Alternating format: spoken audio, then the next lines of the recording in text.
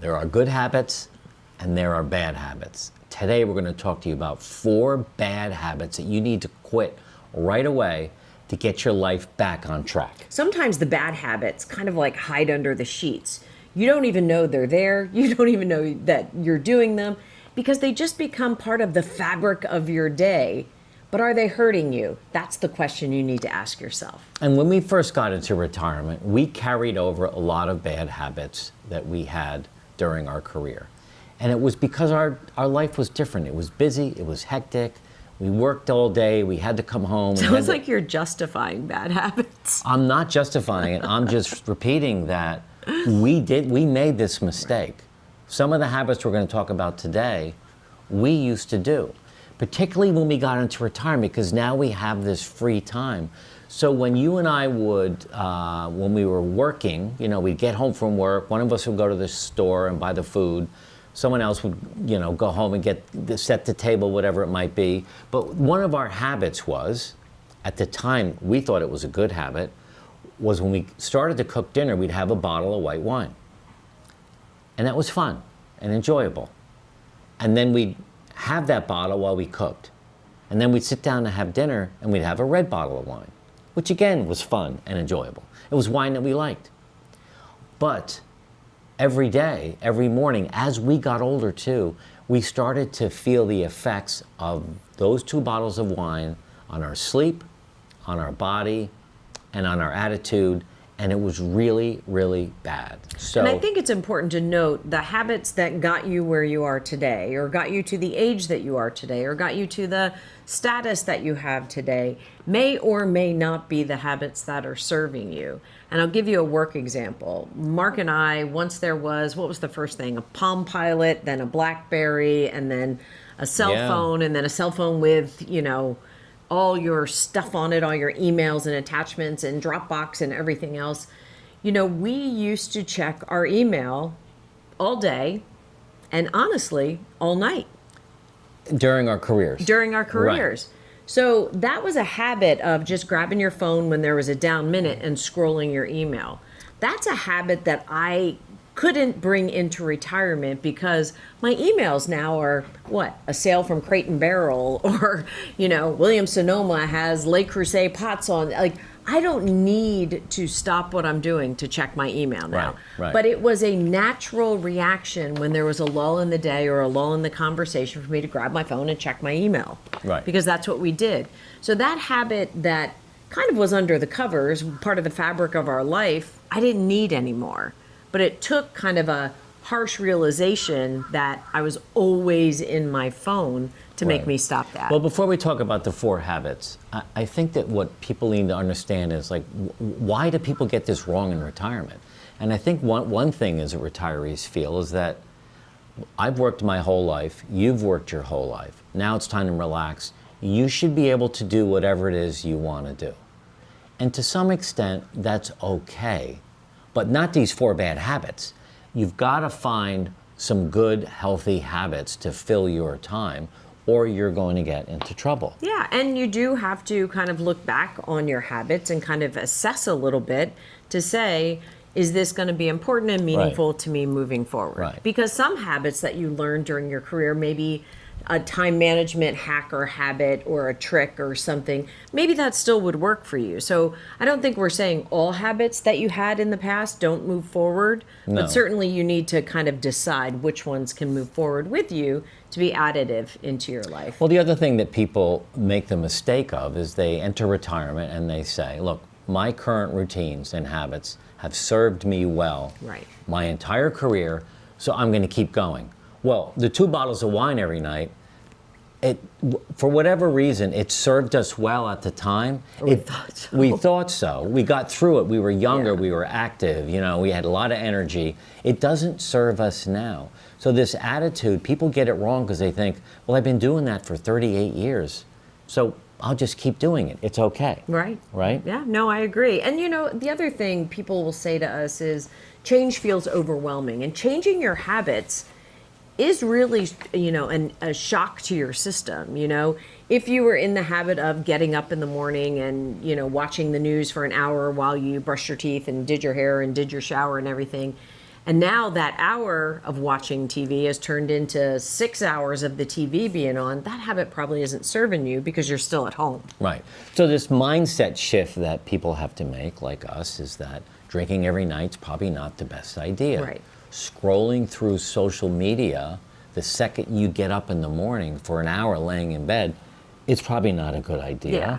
Yeah. No, I agree. Binge media is probably not a great idea, Right. for sure. You know, saying yes when you mean no, and these aren't necessarily the habits, but it's a mindset shift that you just have to generally say, you know, I say yes too much. Yeah. I mean, this, you know, my brother used to have this saying that the word no is a full sentence.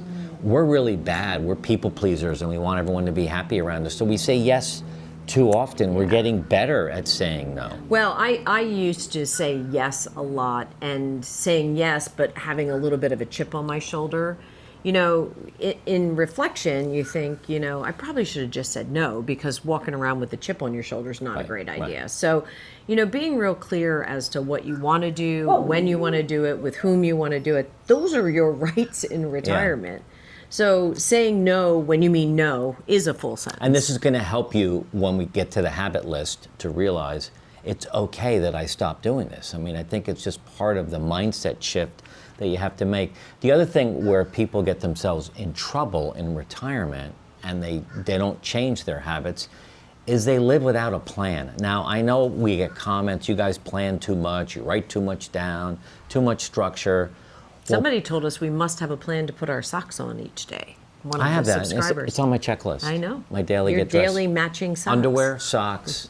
No, but seriously, having some kind of routines and plans during the week helps you carve away some of the habits that we're going to get into so that you can stop that, because these habits are going to ruin your life for sure. The other one that we should really spend some time talking about as a mindset shift is this idea of neglecting your body. Right. Putting your self-care, putting your body movement, putting your workouts, putting your breath work, putting your yoga, whatever it is, at the bottom of the list every day. And I was so guilty of doing that because I had so many things going on with work and so many things going on with the kids and sports and, you know, nonprofits. And, you know, it was kind of like Jody just always moved to the bottom of the list. My health and wellness moved to the bottom of the list. So we talked about the fact that people get stuck and get this wrong because they feel they should be able to do what they want to do when they want to do it.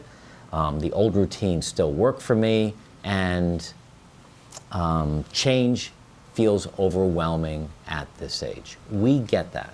But let's jump into the 4 habits. The 4 habits that you need to stop right now, 100%. The first one is binge watching social media. And that could be getting up in the morning first thing, grabbing your phone, you're laying in bed, you turn it over and you go to TikTok, Instagram, Facebook, the news. You scroll for an hour or 2 in bed. That is one of the most unhealthiest things that you can do to your life right now. It's just a huge distraction. It really replaces any reflection or self-motivating thoughts or even any original thoughts that you can come up with. You're replacing them with, you know, this fed media that, you know, you just sit and mindless. I know even my girls at 27 and 29 years old, you know, they'll say, oh my God, I scrolled TikTok for an hour today. And in my head, I think to myself, that is an hour you're never going to get back.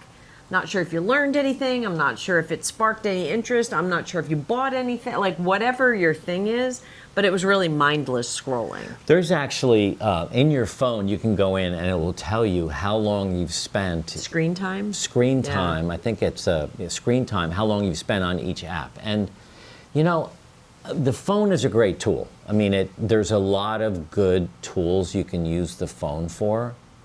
But binge watching reel after reel after reel for an hour is so try this again. The next time you have your phone in your hand and you're scrolling for an hour, at the end of that hour, write down everything you learned, how great you feel, what's positive in your life because of it. I don't think the list will be very long. It's just a really annoying distraction that you think you're growing as a human, you think you're going to feel better because of that. but you're not, because stuff comes up that just absolutely stresses you out, particularly the news, particularly today. I mean, that's, we don't consume the news really proactively at all. It comes to us in different ways, but you can get hooked watching TV all day long in the news. So this is a really bad habit you have to think about, at least cutting in half or cutting down by 2/3, so that you've got free time to do some other things in your life. And there is a device, a couple of our kids actually have it, that you can put on your phone that locks you out of screen time. Oh yeah, what is they all have it. It's called like the box or something, and you put it on. And I know one of our daughters and her boyfriend do it every night after dinner. They decide, because they haven't seen each other all day long. The last thing they want to do is just mindlessly sit next to each other scrolling. Right. So they put the lock box on, but I forget what it's actually called. All right. Second habit in retirement that you want to change. Ditch, get rid of. Stop saying yes when you really mean no. This is something that Jody and I are working on really hard, well, with each other, but also with others, because we're both people pleasers, and sometimes our biggest arguments or disagreements come from the fact that I feel like Jody's saying yes when she really means no, and I can't get her to say no, and vice versa. So we're working on that as a couple.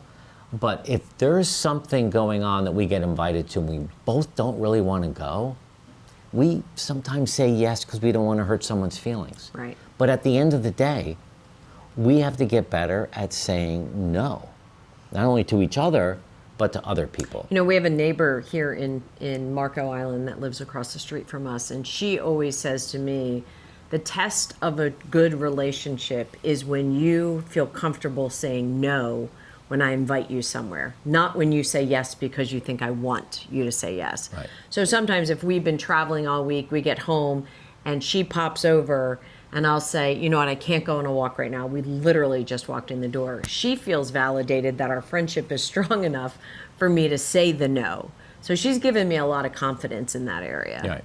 The third habit that you need to stop right away, maybe it's even number one, the habit of neglecting your body. I know so many men and women who enter this phase of life, they haven't taken care of themselves for 20 or 30 years. So you can't lament on that. I don't know what kind of shape you're in or how you feel, but now is time to start paying attention to your body. Going to the gym, going to see your doctors, eating better, drinking less, exercising. Gosh, the list goes on and on. We tend to say during our careers that we're too busy. We feel great, right? I mean, when we used to have hangovers every day, that was our normal. So we thought we felt fine until I stopped drinking and Jody's cut back. I don't have hangovers, but we don't have hangovers every day. That's the new normal. I mean, you'll have a glass of wine. That doesn't affect you at all. No, not really. It's last night I went out to dinner and had this huge rack of ribs.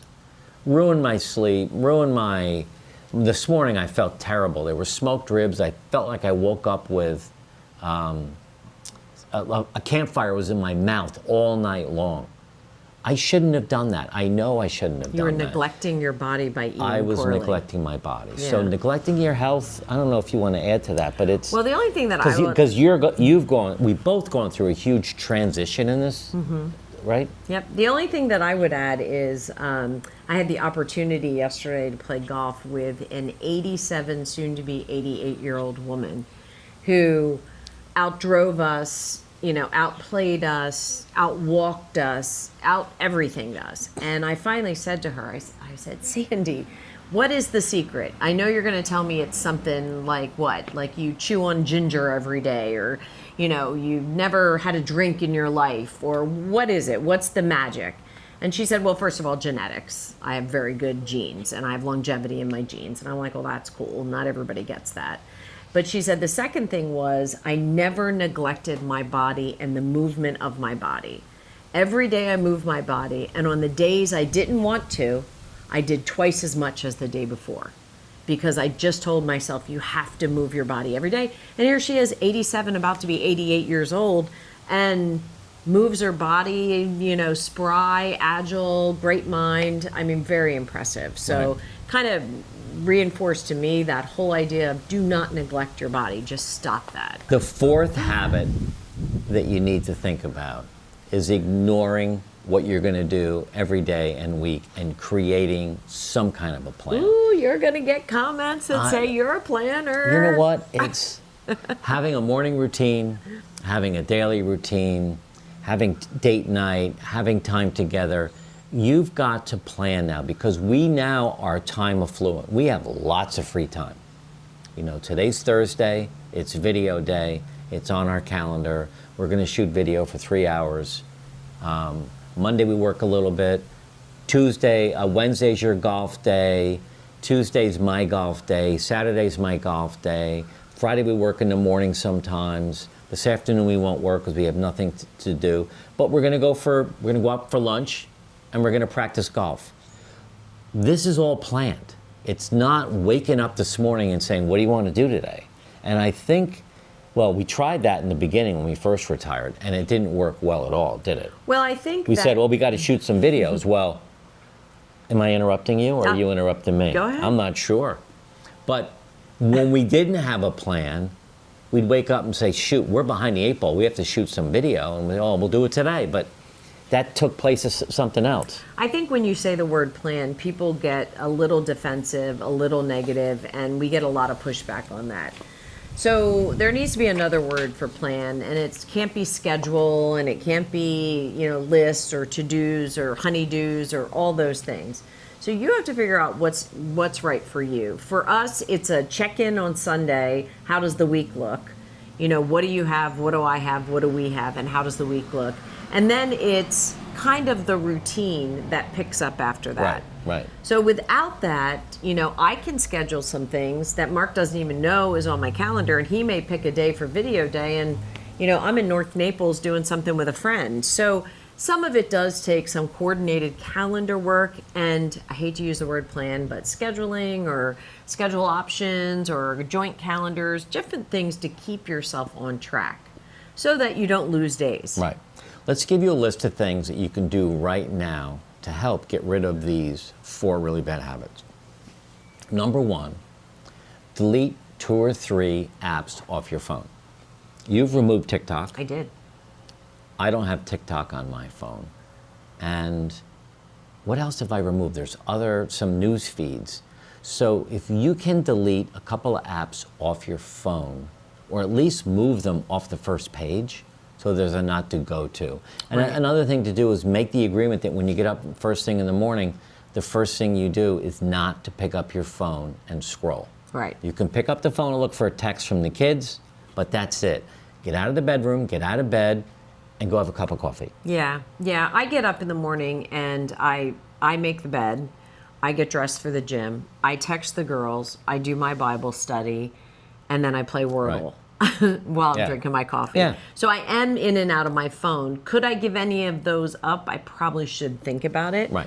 But the next one is practice saying things like, let me get back to you, as opposed to immediately, yes, I will do that. Unless it's something you're a holy hell yes convicted on wanting to do. Go ahead. I would say that's a good soft way to start saying no. Right. Let me get back to you. Then you can think about the best way to say no. Right. Another thing to do is add a 20-minute walk to your morning routine. And if you don't have a routine, now you do. Get up, have your coffee, whatever, go outside. If it's cold out, put on a coat, a hat, and gloves. Walk for 20 minutes, 10 minutes one way and 10 minutes back. Right. What's another thing? I think that's a great idea. Yeah. Like I said, I would suggest using Sunday to loosely set up your week in whatever format works for you, works for your friends, your family, your spouse, your partner, whoever else you're dealing with. Okay. Instead of screen time in bed, when you come out to have your coffee, buy a journal, nothing really fancy, or a piece of paper, and write down 3 things you're grateful for. And do that instead of scrolling. Do that for a week and see how you feel. This gratitude muscle that we all have, I call it a muscle, comes to life when you start writing down things you're grateful for. And on top of that, write down one self-affirmation, one thing about yourself that's really positive. I'm a good dad, I'm a good mom, I'm a good friend, I'm a good spouse, whatever it might be. Here's something you can take action on. Do an activity or a person audit.